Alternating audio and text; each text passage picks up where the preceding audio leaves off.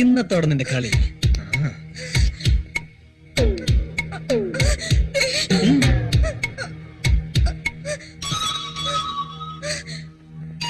ചെല്ലപ്പോ കുറെ നാളായി സാറെ തുടങ്ങിയിട്ട്. എന്തൊരു പ്രശ്നം?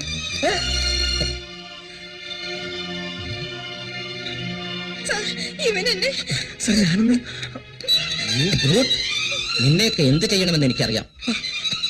സ്ഥാപനത്തിന് സൽപ്പേര് നശിപ്പിക്കാൻ ഇറങ്ങിയിരിക്കുന്നു.